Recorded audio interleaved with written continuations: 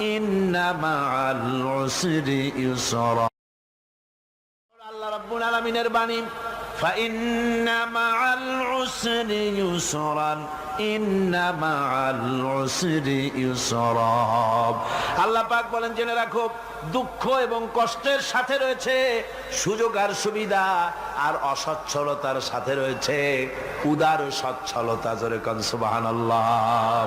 কাজে ভয় পাওয়ার কারণ নাই, হতাশ হওয়ার কারণ নাই। মন আশায় বুক বেঁধে রাখো। গুনাহ করেছো, হতাশ হয়ো না। যুবকদের গুনাহ করা স্বাভাবিক। ইউনিভার্সিটির ছাত্র, কলেজের ছাত্র, প্রফেসর, শিক্ষক, অফিসার ঘুষ খেয়েছেন, জিনা করা হয়েছে, মদ খাওয়া হয়েছে, মিথ্যা কথা বলা হয়েছে, যাই কিছু করেন না কেন ভয় পাওয়ার কারণ নাই, নিরাশ হওয়ার কোনো দরকার নাই।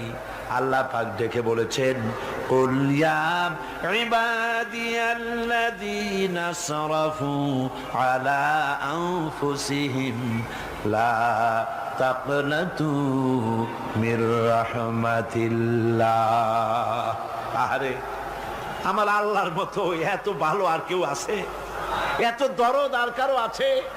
আমার আল্লাহ বলেন, ও নবী, আপনি শুনায় দেন,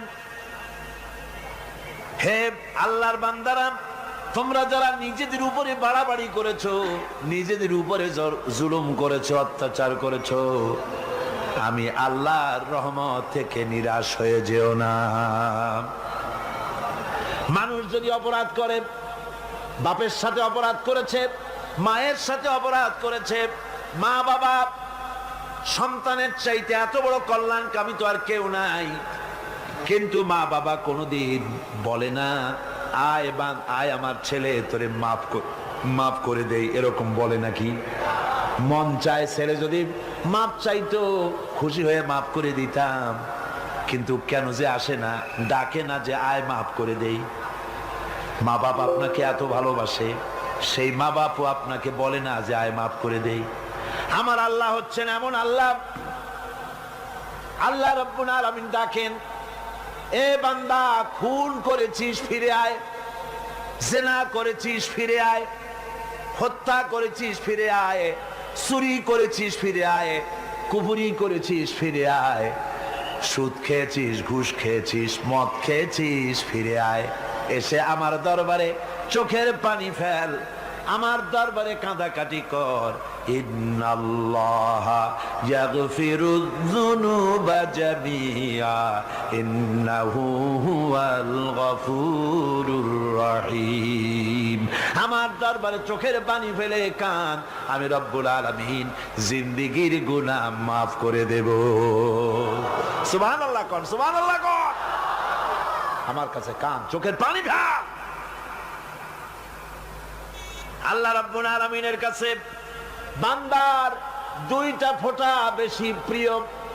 একটা হলো জিহাদের ময়দানে যে রক্ত ফোঁটা দেওয়া হয়, এটা আল্লাহর কাছে প্রিয়। আর আল্লাহর ভয়তে গুনার জন্য লজ্জা করে, অনুশোচনা করে বান্দা যখন চোখের পানি ছেড়ে দেয়, আল্লাহর কাছে এটা অত্যন্ত প্রিয়। নবীজি বলেছেন, বান্দা যখন গুনার ভয়তে, আল্লাহর ভয়তে, জাহান্নামের ভয়তে অনুশোচনা করে যখন চোখ দিয়া পানি ছেড়ে দেয়, ওই চোখের পানি নাকের অর্ধেক আসতে না আসতে আল্লাহ রাব্বুল আলামিন বান্দারে মাফ করে দেয়। আল্লাহ বরদাস্ত করতে পারেন না যে বান্দা কান্দুক। আমার ভাইরা, আল্লাহ রহমত, এই পৃথিবীতে আল্লাহর রহমতকে 100 ভাগ করা হয়েছে। আল্লাহ রহমতের কত ভাগ?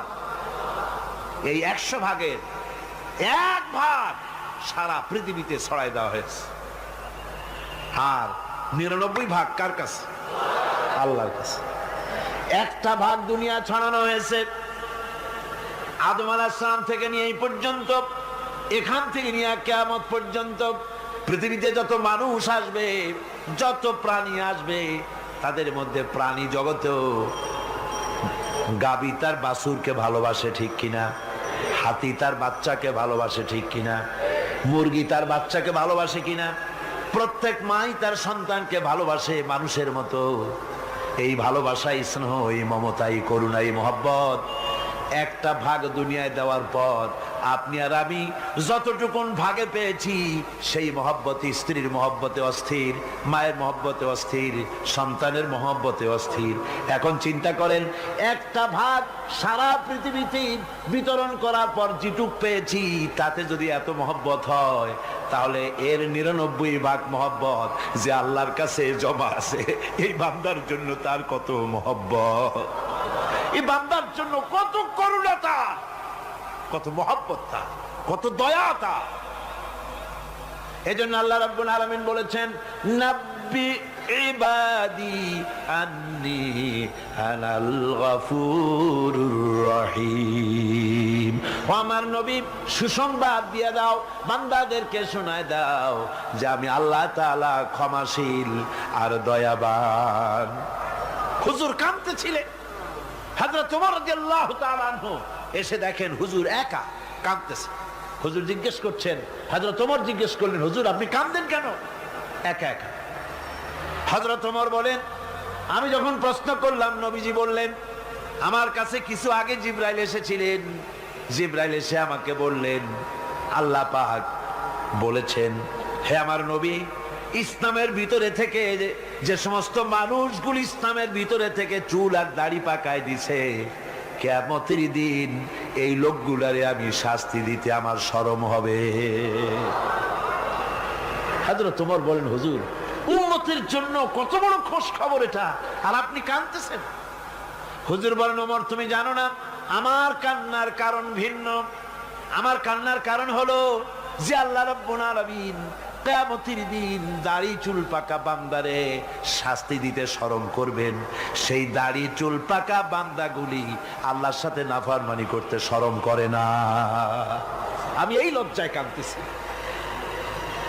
ভাইরা, হুজুর আল্লাহ পাক বলেন, ও আমার নবী, রাতের আধারে যখন একটা বুড়া আমার দরবারে হাত উঁচু করে, একটা বুড়া মানুষ রাতের আধারে যখন আমার দরবারে হাত উঁচু করে আর যখন বলতে থাকে, রব্বুল আলামিন আমার পেছনের জীবনটা বড় খারাপ করেছি, এমন কোন কাজ জীবনে করি নাই যা তোমার কাছে কিছু দাবি করতে পারি, সব রকমের নাফরমানি করেছি, আজ আমি বুড়া হয়ে গেছি, কামাই করতে পারি না, ছেলে আমাকে চোখে দেখতে পারে না, পুত্রবধূ আমাকে ঘরে জায়গা দেয় না, আমার স্ত্রী আমাকে দেখতে পারে না, রোজগার করতে পারি না, হাঁটতে পারি না, চলতে পারি না, সবার কাছে আমি তিতা হয়ে গেছি, আমি দাঁড়াতে পারি না, কোমরে ব্যথা পাই, হাঁটুতে ব্যথা পাই, চলতে পারি না, কানে শুনতে পাই না, চোখে দেখতে পারি না, আর তোমার কাছে কিছু চাইয়া নেব এমন ভালো কাজও করি নাই। এইভাবে যখন বান্দা কাঁদতে থাকে আমার দরবারে, ও আমার হাবিব আমার রহমতের দরিয়ায় জোশ মেরে যায়, আমার শরম হয় এই বুড়াটারে কেমনে খালি হাতে ফিরাইয়া দেই। সুবহানাল্লাহ, সুবহানাল্লাহ। আমার আল্লাহর এত দয়া, আমার আল্লাহর এত মায়া, এত মহব্বত। আমার আল্লাহ রাব্বুল আলামিন বলেন, وَإِذَا سَأَلَكَ عِبَادِي عَنِّي فَإِنِّي قَرِيبٌ। ও আমার হাবিব, আমার বান্দা আমার ব্যাপারে প্রশ্ন করে, আমি বান্দার একদম নিকটে। কোরআন শরীফের ভিতরে যত জায়গায় রাসূলকে বলা হয়েছে সুয়ালের কথা, আপনাকে প্রশ্ন করা হয়, আল্লাহ তার জবাব কুল এই কথা বলে জবাব দিয়েছেন। যত জায়গায় সুয়াল এসেছে, যেমন কোরআনে কারীমের মধ্যে আল্লাহ পাক বলেন, ওয়ায়াসআলুনাকা আনিল মাহিদ, মেয়েদের হায়েজ সম্পর্কে জিজ্ঞাসা করা হয়, কুল হিয়া আযা, হে নবী আপনি বলুন। এভাবে করে কুল দিয়ে জবাব দেওয়া হচ্ছে। আবার প্রশ্ন করা হচ্ছে, ওয়ায়াসআলুনাকা আনিল আনফাল, এই গনিমতের মাল সম্পর্কে হুজুর আপনাকে, হে নবী আপনাকে প্রশ্ন করা হয়। আল্লাহ কুল দিয়া জবাব দিলেন, আল্লাহ বলেন আপনি বলেন। ওয়ায়াসআলুনাকা আনিল খামরি ওয়াল মাইসির, আল্লাহ পাক বলেন নবী আপনারে প্রশ্ন করা হয়, কুল ফিহিমা ইসমুন কাবীর, আল্লাহ কুল দিয়া বললেন তুমি বলো। আবার বলা হলো ওয়ায়াসআলুনাকা আনিল আহিল্লা কুল হিয়া মাওয়াকিতু লিন্নাস। ও নবী, আপনাকে প্রশ্ন করা হয় চাঁদের ক্রমবর্ধমান এবং ক্রমহ্রাস, এই যে বাড়ে আর কমে, পূর্ণিমা হয় অমাবস্যা হয়, কেন হয়? আপনি বলুন, কুল, আপনি বলেন, এটা আমি অক্ত এবং সময়, বছর আর দিন গণনা করার জন্য পৃথিবীবাসীদের জন্য বিনা পয়সায় একটা ক্যালেন্ডার বানাইয়া আকাশে ঝুলাই রেখেছি। এভাবে যত জায়গায় এসেছে আপনাকে প্রশ্ন করা হয়, তত জায়গায় আল্লাহ জবাব দিয়েছেন, কুল, আপনি বলেন। গোটা কোরআন শরীফের ভিতরে এই একটি মাত্র জায়গা যেখানে বলা হয়েছে আপনাকে প্রশ্ন করা হয়। আল্লাহ এখানে বলতে পারতেন, কুল, আপনি বলেন, আল্লাহ তোমাদের নিকটবর্তী, এভাবে জবাব হয় নাই। এটা কায়দাটা হলো এই, আল্লাহ বলতেছেন, ওয়াইজা সালাকা ইবাদি, ও আমার নবী, প্রশ্ন তো আমার বান্দারা আমার ব্যাপারে করেছে, এবার আপনার জবাবের কোনো দরকার নাই। প্রশ্ন আমার ব্যাপারে, আমি নিজে জবাব দিয়ে দেই, ফা ইন্নী কারীব। ও বান্দা, আমার ব্যাপারে প্রশ্ন করেছিস, জবাব আমি দেই, আমি তোর সবচাইতে বেশি নিকটে। সুবহানাল্লাহ। কত নিকটে? ওয়া নাহনু আকরাবু ইলাইহি মিন হাবলিল ওয়ারিদ। তোর যে রগ, এই শাহরগের চাইতেও আমি তোর বেশি কাছে। সুবহানাল্লাহ। আমারে ডাক, আমারে ডাক, কলিজা দিয়া ডাক, অন্তর দিয়ে ডাক। মনের থেকে মানুষ যদি ডাকে, মুখের ডাক আর মনের ডাক এক জিনিস নয়। দিল সে जो बात निकलती है असर रखती है पर नहीं मगर ताकते परवाज रखती है। দিল থেকে যে কথা বেরোয় তা প্রভাব বিস্তার করে, ডানা নাই কিন্তু ওড়ার ক্ষমতা রাখে। মনের কথাই ভিন্ন। মন থেকে, দিল থেকে, কলিজা থেকে, অন্তরের গভীর কন্দর থেকে মুহাব্বতের সাথে কেউ যদি একবার বলে আল্লাহ, বলেন আল্লাহ, আল্লাহ, আল্লাহ, আল্লাহ রাব্বুল আলামিন বলেন, অন্তরের অন্তঃস্থল থেকে একটি বার যদি বান্দা বলেন আল্লাহ, আল্লাহ বলেন 70 বার সাড়া দিয়া জিজ্ঞেস করি, বান্দা কি চাও, আমি তোমার কাছে আছি। সুবহানাল্লাহ। আমি তোর একদম কাছে, কি চাস বল, বল আমার কাছে। এমন দয়াবান, এমন মেহেরবান, এমন আল্লাহ আমাদের। সে আল্লাহ রাব্বুল আলামিন, তিনি বলছেন, وقال ربكم ادعوني استجب لكم। তোমাদের রব বলেছেন, আমারে ডাকো, আমি আল্লাহ ডাকের সাড়া দিয়া দেব। সুবহানাল্লাহ। কারে ডাকতে হবে? কারে ডাকতে হবে? এই বিশাল জনসমুদ্র একযোগে চিল্লা কোন কারে ডাকতে হবে? কোন পীর সাহেবকে নয়, আল্লাহর কসম কোন খাজা বাবাকে নয়। ডাকতে হবে কারে? চিল্লায় কোন কারে? ওয়াকালা রাব্বুকুম উদউনি। তোমার রব তোমাকে বলতেছে, আমারে ডাকো, আস্তাজিব লাকুম, আমারে ডাকবে, আমি সাড়া দিয়ে দেব। সুবহানাল্লাহ। আল্লাহকে ডাকেন। কি চাই আপনার, বলেন কি চাই? আল্লাহর কাছে চান, আল্লাহ দিয়ে দিবে।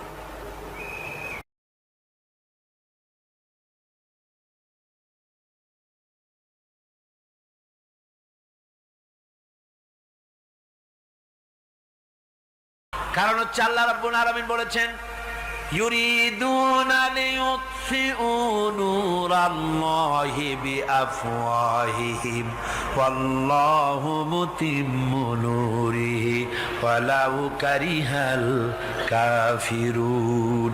ওরা চায় মুখের ফু দিয়ে আমার আলোকে নিভিয়ে দেবে, কিন্তু আমি আমার আলোকে পূর্ণতা দান করব। তাতে কাফের বেঈমানদের কলজায় যত জ্বালা যন্ত্রণা হোক, আমার দিন কেউ মিটাই দিতে পারবে না। সুবহানাল্লাহ। সুতরাং বিপদে অবিচলতা আসবে, সে অটল হবে, মজবুত হবে।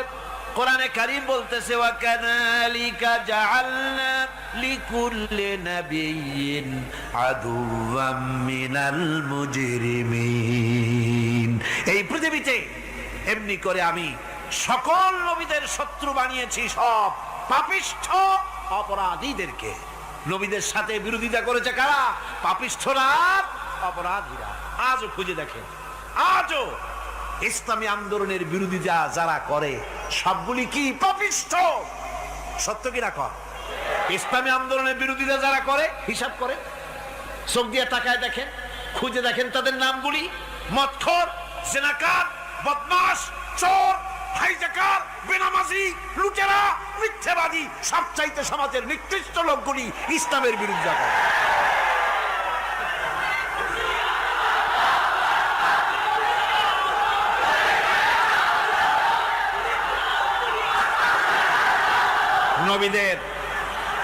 নবীদের শত্রু আল্লাহ বলেন সব যুগে নবীদের সাথে শত্রুতা করেছে পাপিষ্ঠরা। আল্লাহর কথা, কার কথা? সকল যুগে নবীদের সাথে শত্রুতা করেছে পাপিষ্ঠরা, নিকৃষ্ট ধরনের অপরাধীরা। সুতরাং নবী রাসূলদের অবস্থা যখন এই, তখন দ্বীনের দাওয়াত যারাই দেবে তাদের কিসমত এরকম হবেই। এই বাধার মোকাবেলা তাদেরও করতে হবে। এই যে বাধাটা আসে, এই যে মারে, অপরাধ কি? এই যে তারা চোর বা ডাকাত যাদের মারা হয়। আল্লাহ রাব্বুল আলামিন বলেন অপরাধ হলো ওয়ামা নাকামু মিনহুম ইল্লা আইয়ুমিনু বিল্লাহিল আজিজিল হামিদ। অপরাধ হচ্ছে ইমানদার লোকদের উপরে নির্যাতন চালিয়েছে, অন্য কোনো কারণে নয়। কারণ একটাই, তারা আল্লাহর জমিনে আল্লাহর দ্বীন প্রতিষ্ঠা করতে চেয়েছে, আর কোনো অপরাধ না। জমিন আল্লাহর, জমিন কার? এই বিশাল জনসমুদ্র গর্জে উঠুন একযোগে, বলুন জমিন কার? আইন চলবে কার? এখানেই সংঘর্ষ বেঁধেছে আবহমান কাল ধরে। মানুষ অত্যাচারিত হয়েছে, সাহাবায়ে কেরাম অত্যাচারিত হয়েছেন। বুখারী শরীফের হাদিসে এসেছে রাসূল করিম সাল্লাল্লাহু আলাইহি ওয়াসাল্লামের কাছে হযরতে খাব্বাব গিয়ে উপস্থিত হয়েছিলেন। হযরতে খাব্বাব বলেন, হাদিসটা এভাবে লেখা হয়েছে বুখারীতে, ওয়ান খাব্বাব বিন আল-আরিদ রাদিয়াল্লাহু তাআলা আনহু قال شكونا إلى رسول الله صلى الله عليه وسلم وهو متوسد بردة له في ظل الكعبة। রাসূলুল্লাহর কাছে গেলাম, কাবা শরীফের কাছে গিয়ে দেখি নবীজি একটা চাদর গায়ে দিয়ে তিনি আরাম ফরমাচ্ছিলেন কাবা শরীফের ছায়ায়। সেখানে গিয়ে বললাম, আলা তাস্তানসিরু লানা আলা তাদউ লানা ইয়া রাসূলুল্লাহ, হে আল্লাহর রাসূল, আপনি কি আমাদের জন্য আল্লাহর কাছে দোয়া চাইবেন না? আপনি কি আল্লাহর কাছে আমাদের জন্য সাহায্য চাইবেন না?